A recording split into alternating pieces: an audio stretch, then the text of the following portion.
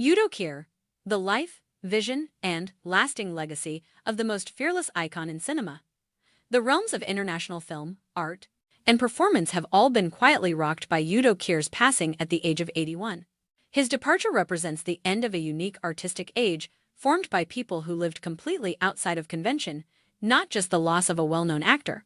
One of the last great chameleons, Kier was an actor who blurred the boundaries between danger and innocence, art house and Hollywood, and horror and beauty. His work was lived, felt, and embodied rather than merely performed.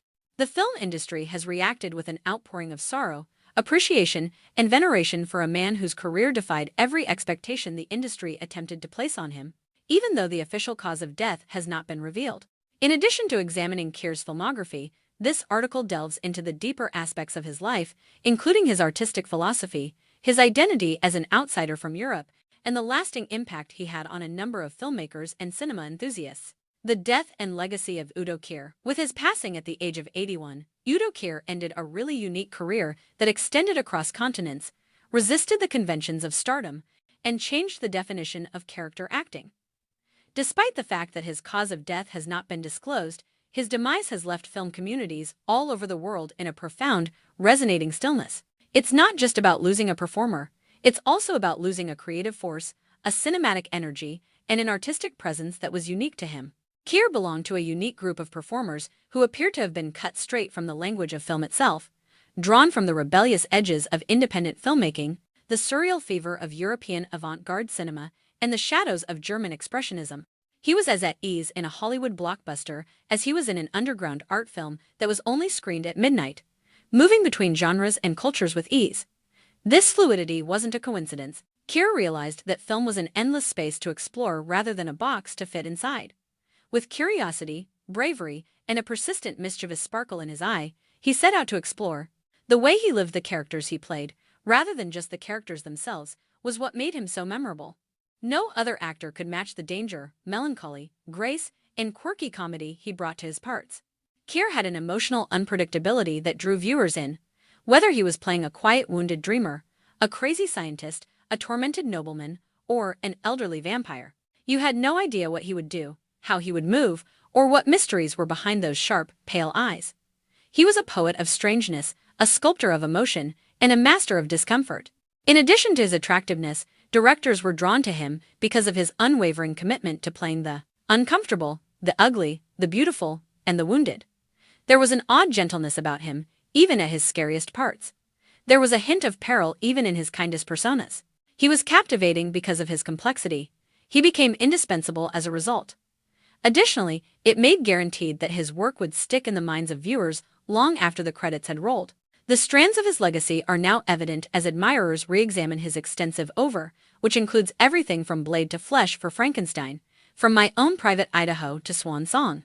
In the conventional sense, Kier was not a star. He didn't pursue popularity or celebrity. He was looking for something more profound. The art of performance for its own sake, the force of transformation, and the excitement of creation. Filmmakers were especially impressed by his purity. He was employed because he enjoyed his job. He took action since it was his lungs' oxygen. In addition to losing an artist, the world also loses an aesthetic, a sense, a style, and a cinematic temperature that only Kier could produce. There is a void left by his departure that cannot be filled. Not by copying, not out of nostalgia, only through memory. However, the beauty of Udo Kier's legacy lies in how simple it is to remember him. He left a lasting impression. He left fragments of himself strewn throughout decades of film history with every performance, whether it was creepy, quiet, explosive, or heartbreakingly personal. Thus, Udo Kier's story continues after his passing. It persists in every part he played, every director he influenced, and every audience member who experienced the electrifying thrill of seeing him on screen. He had an odd, daring, and remarkable career. A shadowed childhood. Udo Kier was born into a war-torn world. Just before the hospital was destroyed by an air raid, his mother famously went into labor. This dramatic, sad, and oddly cinematic Genesis narrative followed him throughout his life, influencing his emotional depth and sense of destiny. Growing up among the wreckage of World War II in Cologne, Kier discovered early on what it meant to survive. There was no glitter or imagination in his early years. It was characterized by ambiguity, scarcity, and reconstruction themes that would subsequently permeate his performances, lending them a spectral beauty.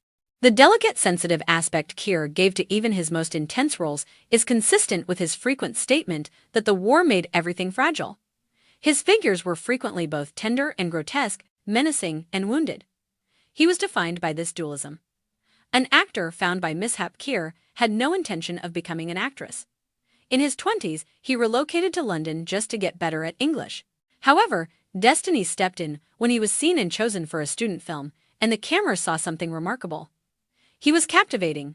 His sharp, expressive, and captivating face has a trait that filmmakers long for: the capacity to portray whole emotional histories without a single line of dialogue.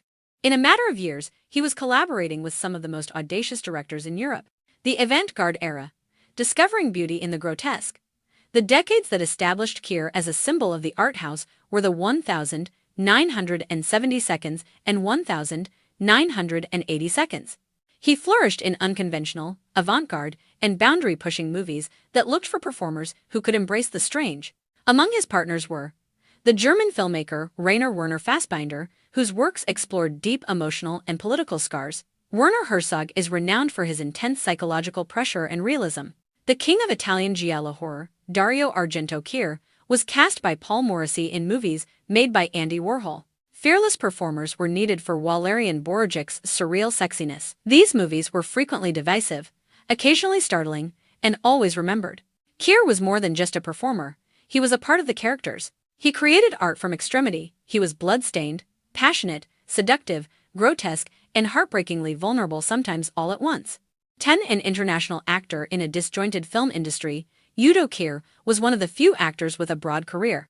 He was able to cross borders with ease. German film surrealism in France, horror in Italian art house in Britain, experimentalism in Scandinavia, American independent film, Hollywood blockbusters. He was multilingual, multifaceted, and completely disinterested in fitting into a single identity. He was adored by directors for this. He was appreciated by producers. He was unforgettable to audiences. His ability to exist in between realities, sometimes horrifying, sometimes devastating, and sometimes hilarious, was what made him special. Compared to most performers today, he had a deeper understanding of the power of ambiguity. Hollywood uncovers a cult icon. Hollywood had taken notice by the 1990 seconds. Kier emerged as the preferred actor for dark aristocrats, strange antagonists, hazardous bureaucrats, icy supernatural entities, enigmatic sages. He gained widespread fame for his parts in movies like Blade, Barbed Wire, Ace Ventura, My Own Private Idaho, and Armageddon. Yet he never wavered in his dedication to bizarre and subversive work. For the American industry, he never softened his image. Rather, Hollywood adjusted to him. The Reinvention, Late Life Brilliance, and Swan Song. Kier won his first significant leading part based on emotional realism in 2021 when he astonished reviewers with Swan Song, a delicate, vulnerable masterpiece. Critics referred to it as his career's performance, a gentle masterpiece. A revelation. For an actor who is often always portrayed as a villain, monster, or oddball, this movie showed a side of him that the public hardly ever saw. One that was gentle, compassionate, and incredibly sympathetic. Reaching the final end of one was the role of a lifetime. The creator of the legend Udo Kier's real life was kind and grounded. Despite his aggressive on-screen persona, he spent decades living in Palm Springs, where his neighbors characterized him as humorous, cozy, giving, timid, constantly inquisitive, an animal lover, a man who discussed gardening more than movies. Yes, he was private, but he was never aloof, not hostile, but elusive. His life was basic but fulfilling. Here's an unlabeled queer icon. Despite never having disclosed his sexual orientation, Kier's body of work has elevated him to the status of a legend in queer performance art and film. Long before these concepts were accepted by popular culture, he personified gender fluidity, erotic ambiguity, and emotional complexity. He portrayed individuals who disregarded masculinity, rejected the idea of heteronormativity, accepted vulnerability, changed humiliation into beauty. He was an outsider who granted others authority. The silence after his death. The film industry stopped when it was revealed that Kier had passed away at the age of 81. His brief death announcement, which gave no explanation, was a last testament to his lifetime desire for solitude. This quiet was appropriate. Kier was a mystery man. He thought there was no need to explain anything.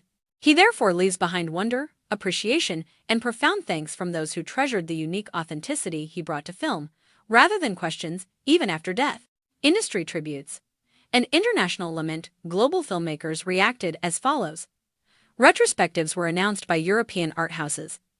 American independent filmmakers shared heartfelt tributes. Horror filmmakers acknowledged his impact.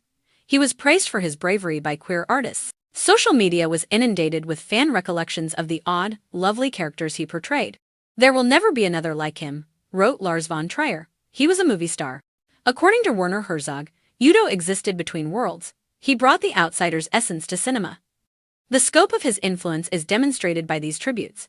A legacy preserved in more than 220 movies, Kier's career encompassed more than 220 movies, 40-plus nations.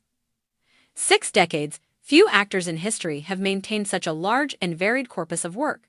He was the kind of performer that upcoming generations of performers would look forward to, not because he adhered to a set of rules, but rather because he disregarded them all. His legacy consists of testing bravery, emotional transparency, unadulterated vulnerability, artistic honesty. He led an authentic, original life. And other concluding thoughts. A star that existed in the shadows. Certain performers pursue celebrity, while others pursue the truth. The latter was Udo Kier. The limelight was never necessary for him. He had no desire to be famous. He always desired the freedom to be unique, audacious, and distinctive. He was a man who created legend out of his own visage. A man who instilled courage in filmmakers. A man who demonstrated that art is about expression rather than perfection. His passing closes a chapter but leaves a legacy. The powerful, eccentric, haunting, and beautiful light of Udo Kier will shine in every filmmaker brave enough to pursue their own path for as long as cinema exists.